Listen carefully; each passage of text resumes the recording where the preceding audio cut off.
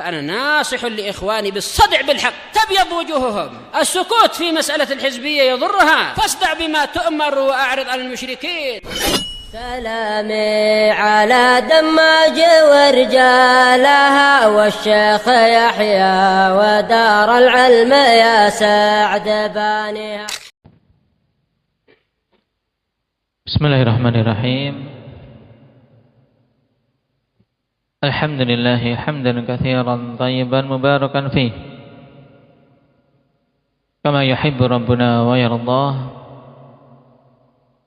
Asyhadu an la ilaha illallah wahdahu la syarika lah. Wa asyhadu anna Muhammadan abduhu wa rasuluh. Sallallahu alaihi wa ala alihi wa ashabihi wa man tabi'ahum bi ihsanin ila yaumiddin. Amma ba'd.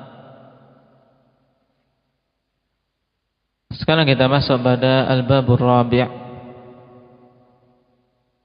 Babud du'ai ila syahadati an la ilaha illallah.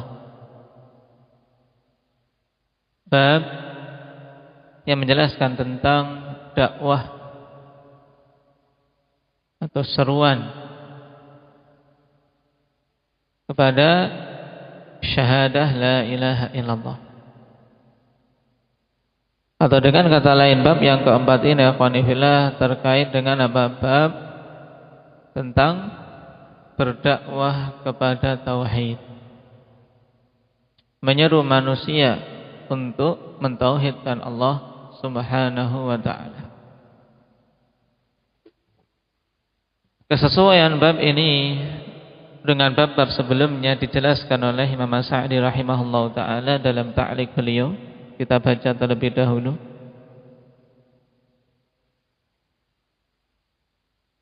Babud da'wati ila syahadati an la ilaha illallah. Qala al-Imam As-Sa'di rahimahullah wa hadha at-tartibu alladhi sana'ahu al-mu'allifu fi hadha al-abwabi fi ghayatil munasabah.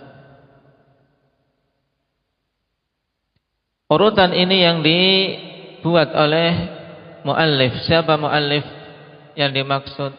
Indak Ilhan Asy-Syaikh Muhammad bin Abdul Wahhab An-Najdi rahimahullahu ta'ala. Nah, urut-urutan bab yang dibuat oleh pengarang pada bab-bab ini fi ghayatil munasabah, ya, pada puncak kesesuaian. Atau dengan kata lain, bahwasanya urut-urutan bab yang dibuat oleh pengarang rahimahullah ta'ala itu sangat cocok. Kenapa? Fa innahu dzakara fil abwabis sabiqah wujub at-tauhid. Dikarenakan beliau menyebutkan pada bab-bab sebelumnya, yaitu yang pertama tentang apa? Wujubat tauhid. Di bab pertama, ya kan? Tentang wajibnya mentauhidkan Allah. Wa ma khalaqtul jinna wal insa illa liya'budun ay liyuwahhidun. Wajib untuk mentauhidkan Allah. Wa'budullaha wa la tusyriku bihi syai'ah. Ini yang pertama kali dalam muqaddimah. Wa fadlahu. Kemudian yang kedua, bab yang pertama tentang fadlut tauhid. Wal hatha alaihi wa ala takmilih wa tahaqquqi bihi zahiran wa batinah. Diperbaiki harakatnya. Dan menyebutkan tentang dorongan untuk mentauhidkan Allah dan menyempurnakannya, serta mewujudkan dengan sebenar-benarnya secara zahir maupun batin. Ini di bab yang keberapa? Bab yang kedua. Bab man tahaqqaqat tauhid. Bab man haqqaqat tauhid dakhalal jannah bighairi hisab wala adab. Ya kan? Dorongan untuk betul-betul mewujudkan tauhid. Kemudian wal khaufa min diddih, menyebutkan tentang ketakutan dari lawan tauhid. Apa itu? Hanafi? Syirik. Di bab yang keberapa? Bab yang ketiga. Naam. Nah, dari muqaddimah bab pertama, bab kedua, bab ketiga, kalau terwujud ikhwan, wa bidzalika yukammilul 'abdu nafsah. Dan dengan itu semua seorang hamba menyempurnakan dirinya. Nah, jadi dari muqaddimah sampai pada bab ketiga ini adalah apa? Upaya untuk seorang hamba menyempurnakan dirinya, mewujudkan tauhid, meraih keutamaan tauhid. Lalu di bab yang keempat disebutkan apa? Dakwah. Nah, setelah memperbaiki diri, memperbagus diri, kita tidak boleh mencukupkan sampai di situ, akhwan. Orang-orang yang memiliki himmah yang kuat, memiliki semangat yang tinggi, maka dia akan berupaya untuk menyeru yang lain juga agar bisa mentauhidkan Allah. Nah, itulah bab yang keempat. Tsumma dzakara fi hadzal babi takmilahu li ghairihi bid da'wati ila syahadati alla ilaha illallah. Kemudian Syekh menyebutkan pada bab ini, yaitu bab yang keempat, upaya untuk menyempurnakan orang lain. Kammala yukammilu takmilan, yaitu apa? Usaha untuk menjadikan orang lain juga sempurna, juga mentauhidkan Allah. Dengan apa itu? Bidda'wati ila syahadati alla ilaha illallah, dengan berdakwah menuju tauhid, berdakwah kepada kalimat syahadah la ilaha illallah. Dan tentunya yang dimaksud bukan hanya sekedar untuk mengucapkan itu saja, tapi untuk betul-betul meyakininya dan beramal dengan konsekuensinya. Nah, ini paham kesesuaiannya, urut-urutannya. Fa innahu la yatimmu tauhidu hatta yukammilul 'abdu jami'a maratibihi thumma yas'a fi takmili ghairihi. Sebab sesungguhnya tidak akan sempurna tauhid sampai seorang hamba menyempurnakan keseluruhan tingkatan-tingkatannya. Tsumma yas'a fi takmili ghairihi. Kemudian dia mengupayakan untuk menyempurnakan orang lain. Naam, paham? Jadi untuk bisa mencapai kesempurnaan tauhid, kita berupaya untuk mewujudkan tingkatan-tingkatannya. Naam, untuk tercapainya tahqiqut tauhid telah kita lewati. Yang harus terpenuhi padanya 3 hal pokok. Apa itu? Masih ingat? Zakaria? Al-ilmu wal-inqiyad,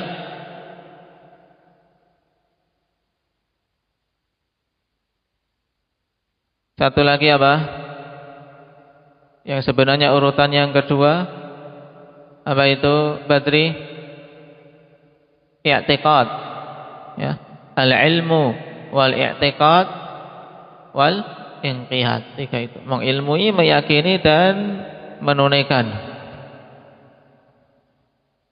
konsekuensinya.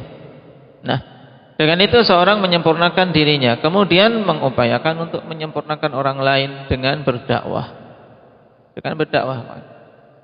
Jadi seorang muwahhidin tidak cukup kemudian yang penting aku tahu tata cara ibadah, aku bisa beribadah, tidak peduli dengan lingkungan sekitar yang merajalela kesyirikan padanya.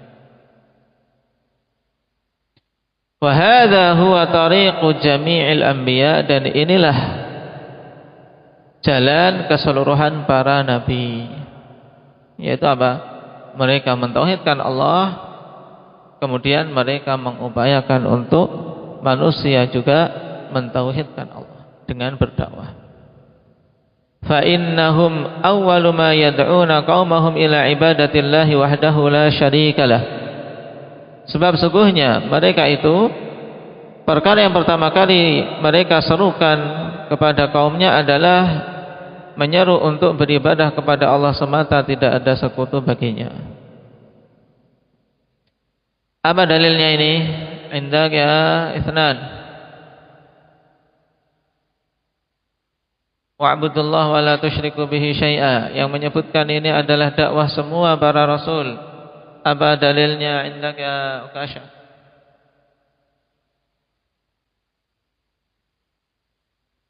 Na'am. Wa laqad ba'atsna fi kulli ummatin rasulan an ya'budullaha wajtanibut taghut. Na'am. Semua rasul menyeru kepada tauhid. Wa hiya tariqatu sayyidihim wa imamihim sallallahu alaihi wasallam.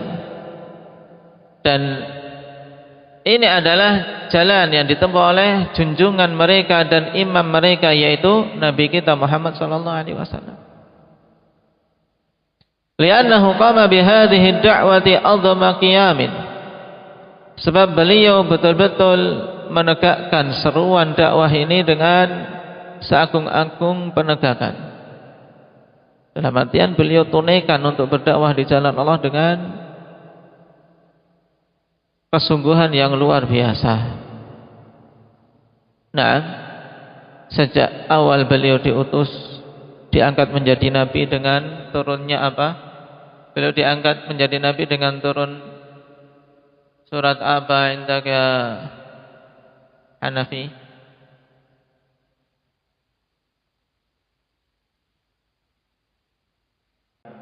Ahsanta, yaitu dengan surat Al-Alaq ayat 1 sampai 5. Iqra bismi rabbikal ladzi khalaq khalaqal insana min 'alaq iqra wa rabbukal akram alladzi 'allama bil qalam 'allamal insana ma lam ya'lam.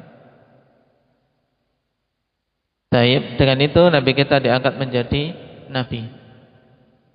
Kemudian diperintahkan untuk menyeru kaumnya dengan apa?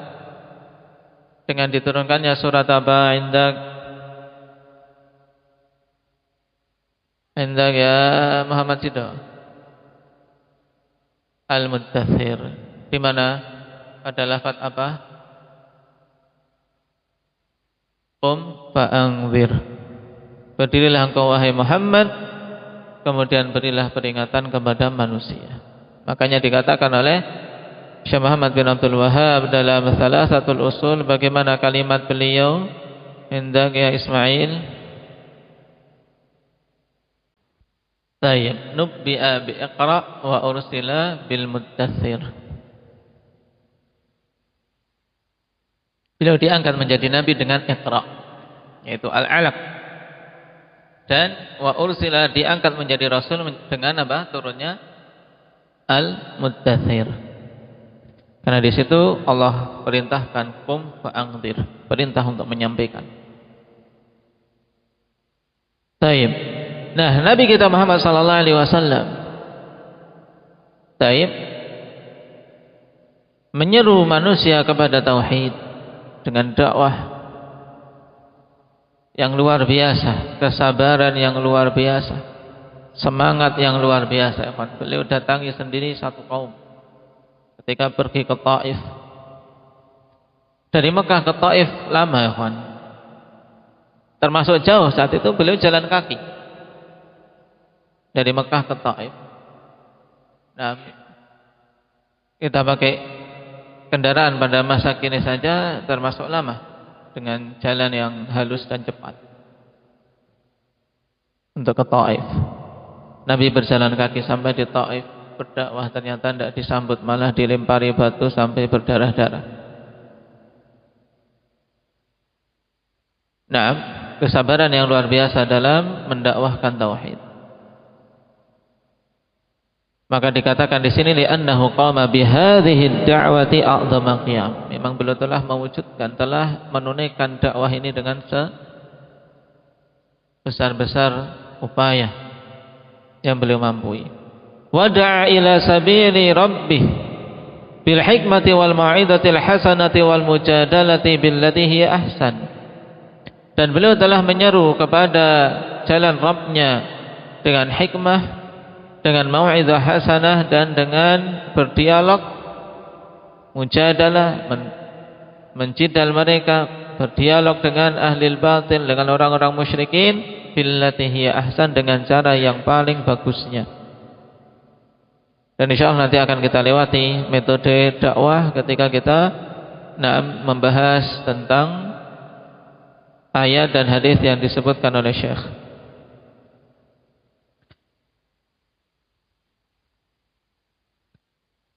Lam yaftur wa lam yad'af hatta aqamallahu bihi din. Beliau tidak pernah futur, tidak pernah melemah, sampai Allah Subhanahu wa taala tegakkan dengan sebab upaya beliau agama ini. Wa hada bihil khalqal azim, dan Allah berikan hidayah dengan sebab itu makhluk yang besar jumlahnya. Nah, sehingga umat Rasulullah sallallahu alaihi wasallam adalah umat terbanyak. Rasulullah sallallahu alaihi wasallam berdoa kepada Allah untuk menjadikan umatnya nisfu ahlil jannah. Nah, setengah penduduk surga.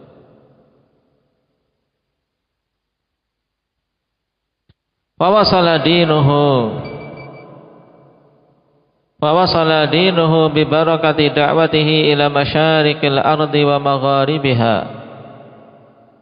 Dan agama beliau dengan keberkahan dakwah beliau mencapai bagian timur bumi dan bagian baratnya.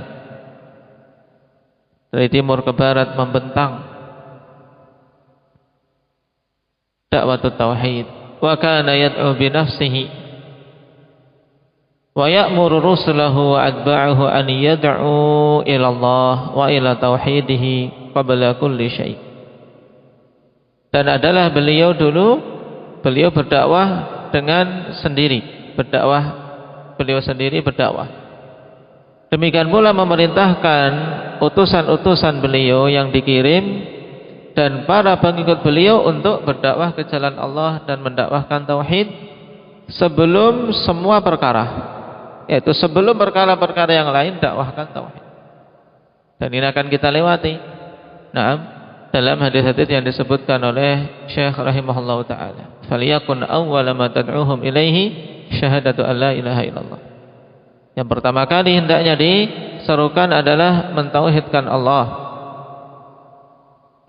Lianna jami'al a'mal mutawaqqifatun fi sihhatiha wa qabuliha 'ala tauhid. Nah, kalau antum ditanya kenapa kok tauhid yang harus didahulukan, kenapa dakwah kepada tauhid yang harus didahulukan, maka ini jawabannya. Ini jawabannya, Hamzah, perhatikan. Kenapa? Dikarenakan keseluruhan amalan-amalan sah dan diterimanya bergantung dengan tauhid. Makanya tauhid harus dikedepankan agar amalan bisa benar dan bisa sah. Paham, Umar? Apa itu? Ya, kalau antum ditanya kenapa Rasul sallallahu alaihi wasallam menyuruh pertama kali dengan tauhid, memerintahkan utusan dan umat untuk berdakwah pertama kali tauhid. Kenapa? Karena semua amalan-amalan keabsahan dan diterimanya itu bergantung dengan tauhid. Jadi harus pertama kali didakwahkan. Fakama anna 'alal 'abdi an yaquma bi tauhidillah fa 'alaihi an yad'u al 'ibada ila Allah billati hiya ahsan. Kemudian sebagaimana wajib atas hamba untuk menegakkan tauhidullah pada dirinya, ya, hamba wajib untuk mentauhidkan Allah. Demikian pula wajib untuk menyeru hamba-hamba Allah berdakwah an yad'uwal ibad ilallah. Ya. Demikian pula wajib untuk dia berdakwah, mendakwai manusia menuju tauhidullah. Billati hiya ahsan, dengan cara yang paling bagusnya. Ini penting, akhwan. Seorang berdakwah harus memilih cara yang paling bagusnya, bukan hanya yang penting menyampaikan. Karena dakwah kita sedang menyeru manusia ke jalan yang benar. Maka jangan sampai buruknya akhlakmu, buruknya adabmu, jeleknya engkau dalam menyampaikan malah menjadikan manusia beranggapan buruk terhadap dakwah yang diserukan. Dan ini wasiat para imam kita. Nah, kita menyeru tauhid. Tauhid aja sudah banyak dibenci manusia, kawan. Banyak manusia menganggapnya ekstrim dan seterusnya. Baik. Maka jangan sampai diperberat dengan buruknya engkau dalam menyampaikan. Demikian pula jangan diperberat dengan buruknya akhlak ketika bermuamalah dengan manusia, sehingga mereka sudah antipati terlebih dahulu untuk mendengarkan dakwah. Karena memang musuh-musuh Allah, musuh-musuh Islam, orang-orang musyrikin, munafikin, di antara cara untuk menjauhkan manusia dari dakwah tauhid adalah dengan apa? Memperburuk citra para pengembannya. Itu sudah sejak dulu, akhwan. Iblis beserta bala tentaranya diikuti oleh orang munafikin, orang musyrikin. Nah, di antara langkah untuk menjauhkan manusia dari dakwah tauhid adalah apa? Dengan memperburuk citra pengembannya. Makanya lihat, orang musyrikin, mereka tuduh Nabi kita sebagai pendusta. Mereka tuduh Nabi kita sebagai orang gila. Dituduh sebagai penyair. Untuk apa? Ya agar manusia tidak dekat-dekat dengan beliau, agar manusia sudah antipati terlebih dahulu. Nah, menjauh, jangan didengarkan perkataannya. Biasa.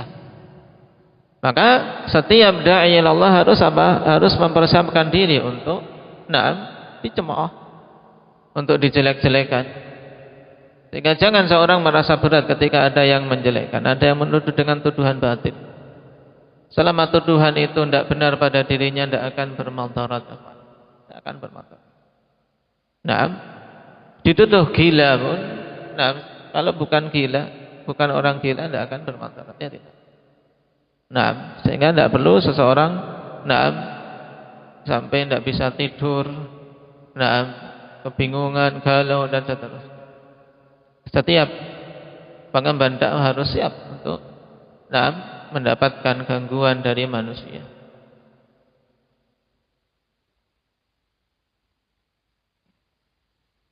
Wa kullu man ihtada ala yadayhi falahu mithlu ujurihim.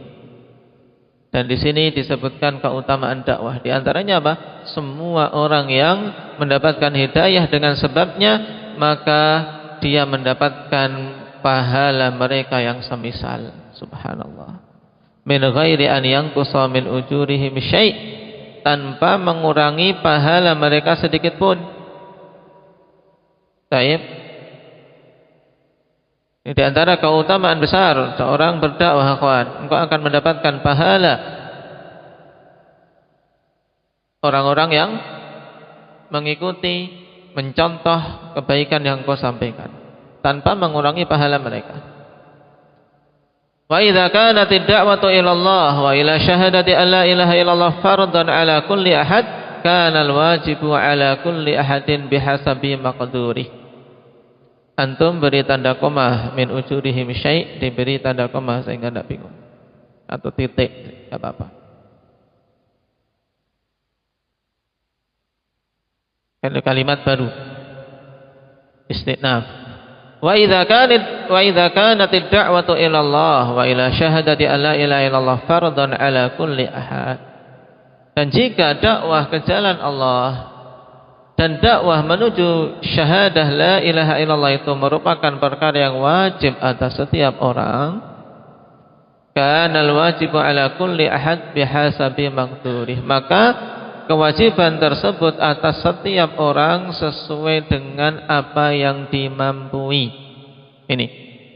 Jadi Allah tidak membebani hamba-hambanya di luar batas kemampuannya, karena keilmuan masing-masing bertingkat-tingkat. Nah, Menyeru kepada tauhidullah hukumnya apa? Wajib. Cuma apa? Sesuai dengan kemampuan masing-masing. Ini intinya. Dan akan kita lewati secara jelasnya dalam membahas dalil-dalil yang disebutkan pada bab ini. Qala fa'ala al-'alimi min bayani dzalika wa da'wati wal irsyadi wal hidayati a'zamu mimma 'ala ghairihi.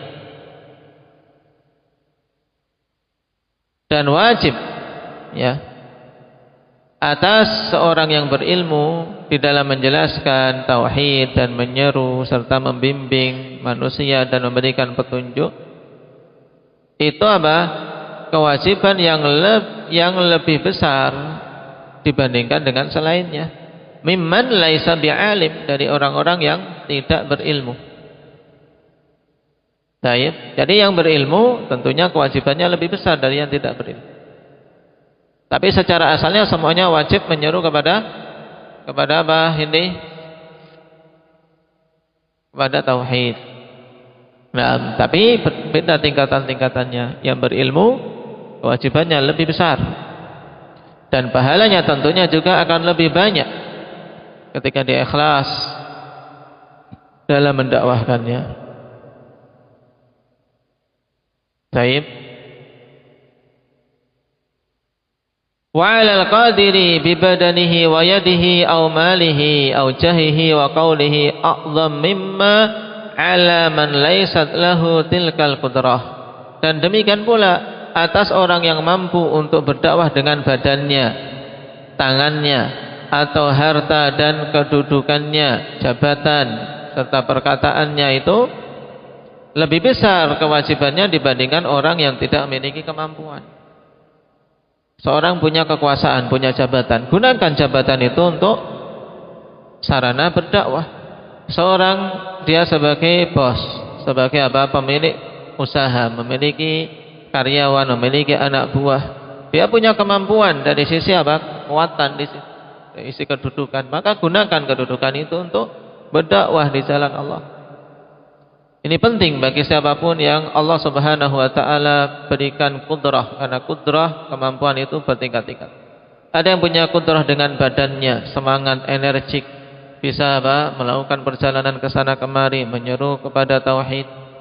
Nah, tayyib, dengan tangannya atau dengan hartanya, dia punya harta banyak, arahkan harta itu untuk dakwatut tauhid. Karena sungguhnya itu adalah simpanan yang tidak akan pernah habis, simpanan yang tidak akan ada kemungkinan ruginya sama sekali. Dan harus dipatrikan, harus ditanamkan pada setiap orang yang memiliki harta, bahwasanya dia berinfak di jalan Allah itu adalah kebutuhannya. Harus berupaya mencari bersungguh-sungguh kemana mau diarahkan harta tersebut. Jangan menunggu-nunggu untuk diminta. Nah, jangan menunggu-nunggu untuk datangnya proposal. Jangan menunggu-nunggu sampai datangnya apa? Permintaan. Baik. Tapi hendaknya seorang berupaya, karena harta itu amanah dari Allah Subhanahu wa taala. Akan dipertanyakan dari mana dan kemana. Maka dia harus sungguh-sungguh mengemanakan harta itu. Nah, ketika bersedekah pun bersungguh-sungguh. Nah, sedekah mana yang paling utama? Jangan sampai dia bersedekah ternyata jatuh pada tangan pelaku kebid'ahan atau jatuh ke tangan yang tidak benar sehingga malah tidak memberikan kemanfaatan sedikit pun. Ini penting. Aujahi, jah maksudnya jabatan, kedudukan. Jahun. Apa makna jah? Kedudukan, jabatan. Ini yang memiliki kedudukan, memiliki jabatan, memiliki wibawa di tengah kaumnya, gunakan itu untuk berdakwah. Orang yang dipanuti, dihormati, gunakan itu untuk sarana dakwah. Nah, bos-bos, kemudian apa? Juragan-juragan, nah ini gunakan untuk apa? Untuk menyeru karyawannya dengan jabatan itu agar mereka menerima tauhid, menerima dakwah. sehingga memiliki 6 tempat usaha untuk memberikan jadwal 6 ta'lim, pengajaran tauhid dengan apa? Dengan jabatannya. Mau tak mau mereka harus ikut. Yang mau bekerja di sini ya ikut ngaji. Nah, ini salah satu penggunaan penggunaan kedudukan untuk berdakwah. Wa qaulihi, dan perkataannya, mampu berbicara dengan bagus, mampu menyusun kata dengan baik. Kenapa ikhwan? Karena terkadang seorang punya ilmu tapi tidak bisa mengungkapkan.